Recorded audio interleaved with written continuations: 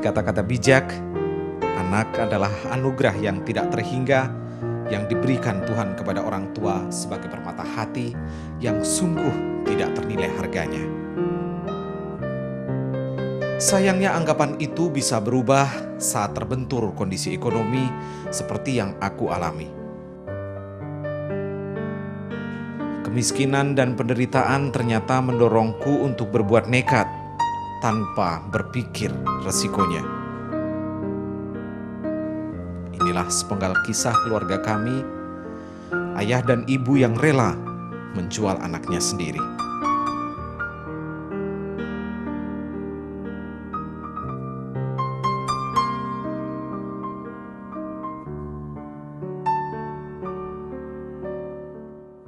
Kalau saya menjual anak sama tiga-tiga ya ada 20 jutanya tuh, Mbak. Kalau saya ya tega, seteganya bapaknya melepaskan anak saya sendiri, masa sama orang 650.000.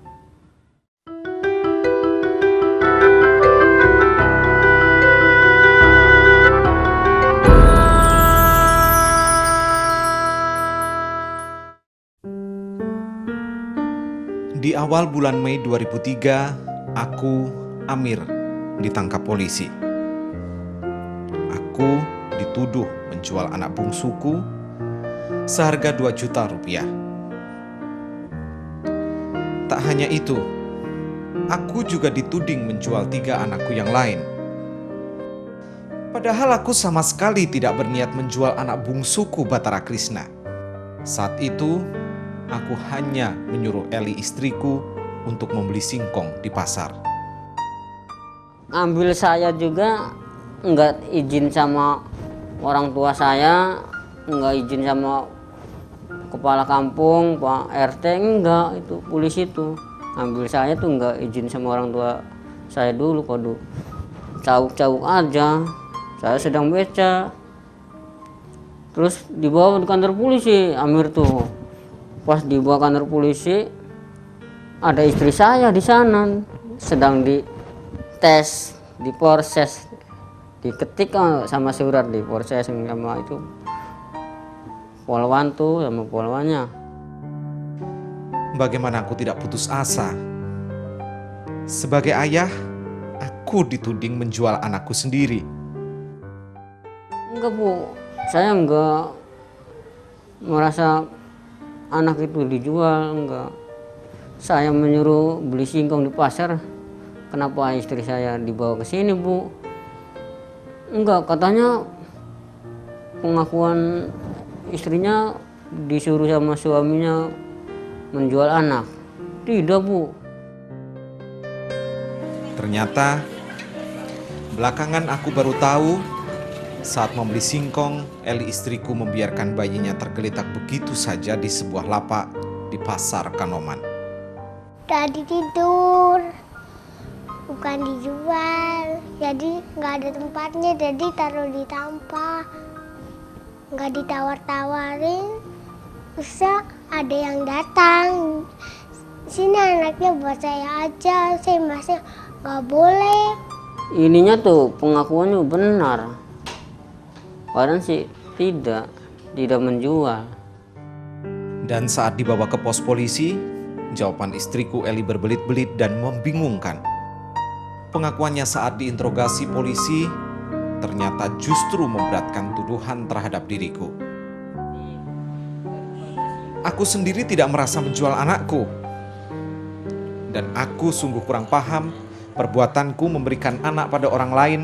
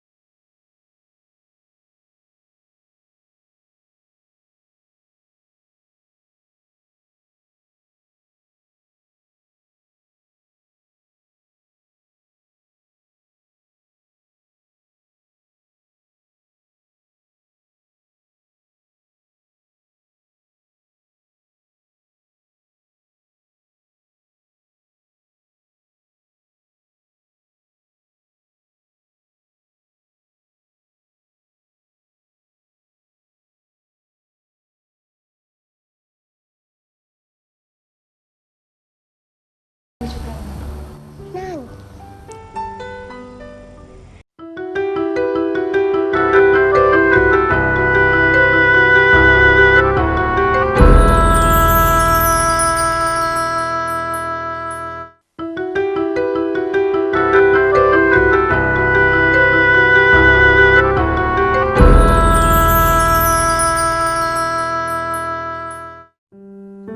Aku bertemu Eli, istri dan ibu anak-anakku di salah satu sekolah dasar di kota Cirebon. Kapan persisnya? Aku tidak ingat lagi. Nah, itunya jualan es. Dan sayanya tuh dikasih es tulisnya udah dikasih langsung dibawa di rumahnya Amir. Setelah menikahi Eli, aku tetap tinggal menumpang di rumah orang tuaku. Di sebuah rumah sederhana di pinggir kota Cirebon. Aku dan keluargaku menempati bilik berukuran 2 kali 2 meter. Untuk makan menghidupi keluarga, aku bekerja sebagai pengayuh becak pinjaman. Ya nggak cukup, sehari-harinya ada 7.000, 5.000 penghasilan beca tuh nggak besar. Jadi buat makan, buat setoran beca diambil 3.000, tinggal sisa 4.000. Susah buat membagi beli beras apa tuh, jadi repot aja sehari-harinya tuh. Penghasilan yang minim sudah pasti mempengaruhi gizi anak-anak kami. Aku sendiri menderita rabun ayam yang membuat aku sulit mengayuh becak di malam hari. Nggak sampai sore kalau beca, sayanya matanya agak kurang, Bang. Nggak normal tuh. Malam juga nggak berangkat. Sedangkan untuk menambah penghasilan, istriku Eli menyusuri wilayah pasar Kanoman menjadi pengemis.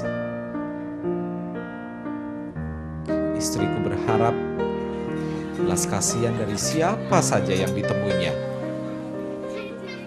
Sebenarnya aku tidak rela istriku berbuat seperti itu untuk mencari nafkah, tapi apa dayaku? Nggak bisa nyelengin tuh, buat makan-makan juga kurang. Ininya minta-minta di pasar.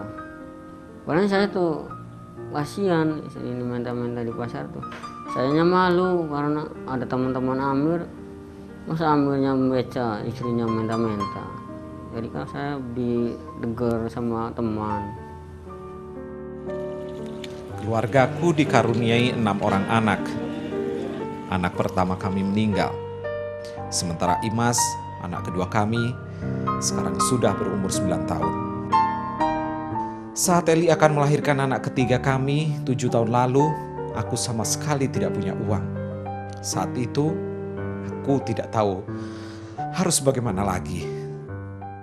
Gimana sih, nggak ada pembayaran buat di bidan, buat beli obatnya, buat beli jamunya, nggak punya uang. Jadi saya pikirannya tuh agak mawur tak apa ya, jadi anak itu dikasihkan. Pas ada orang yang tidak punya anak, dipenta itu kesempatan itu. Jadi anak itu dipenta sama tetangga. Hingga akhirnya datanglah tawaran itu. Tawaran pertama kali datang dari Iin, salah satu saudara Joe Eli. Yang aku tahu Iin memang telah lama merindukan kehadiran anak dalam rumah tangganya.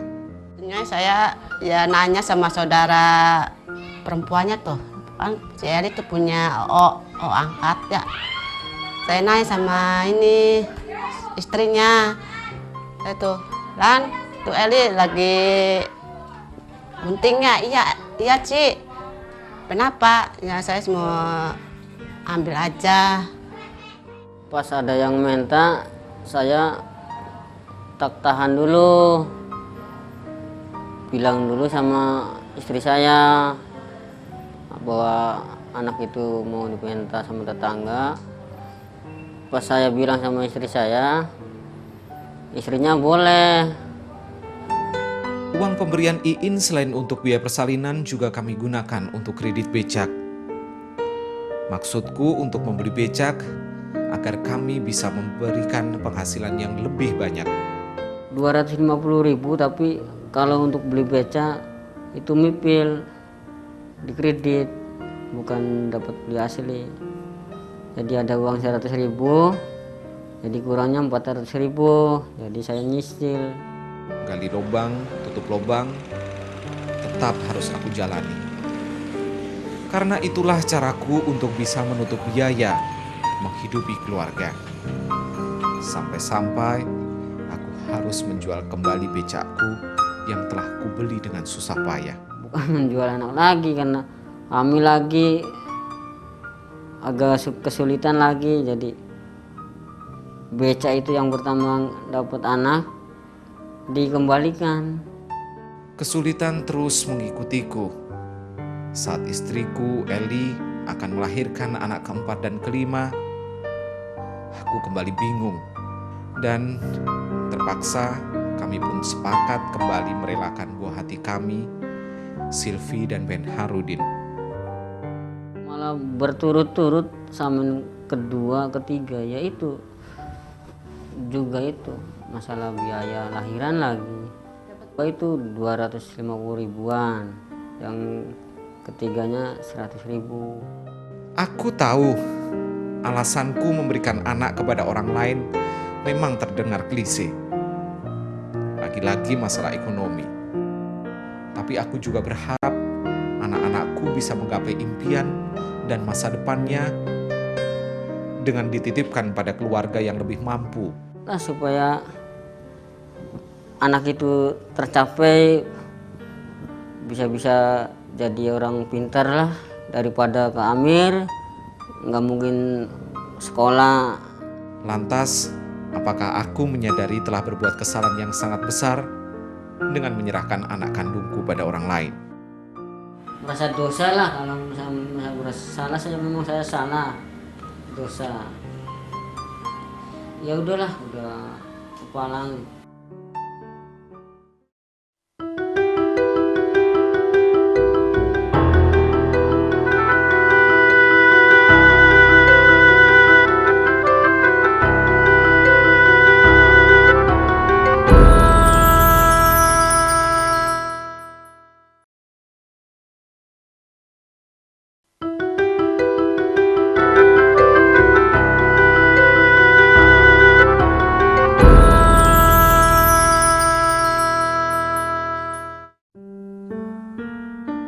Aku dibebaskan setelah menjalani hukuman 6 bulan 15 hari.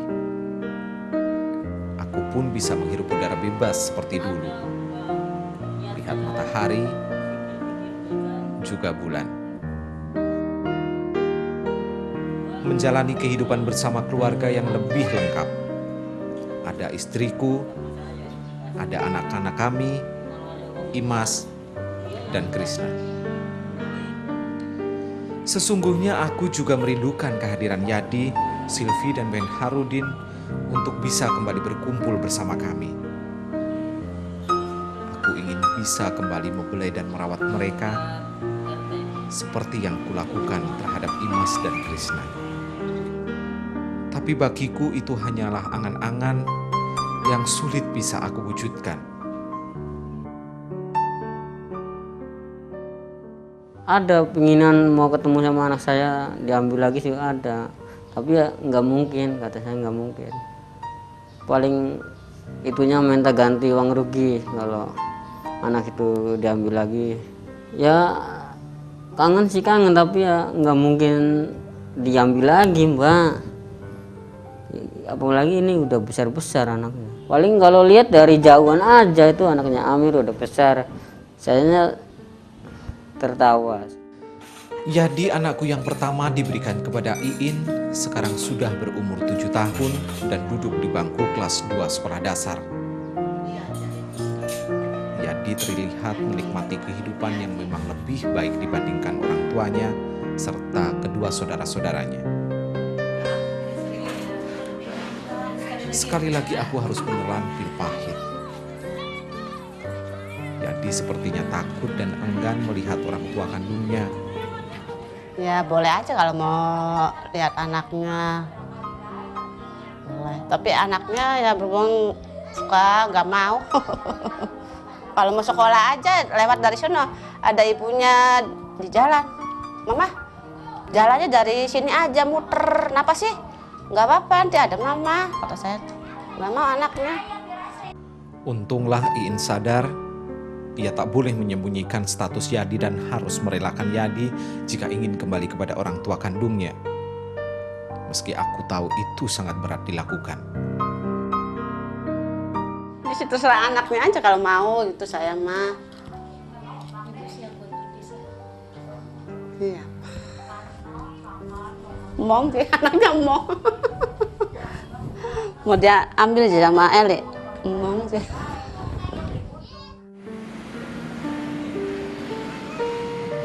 Seperti roda kehidupanku yang terus berputar, sama halnya seperti roda becak yang kukayuh. Tapi putaran rodanya seperti berhenti di bawah terus. Aku tetap bergelut dengan kesulitan ekonomi dari waktu ke waktu yang tak ada perubahannya.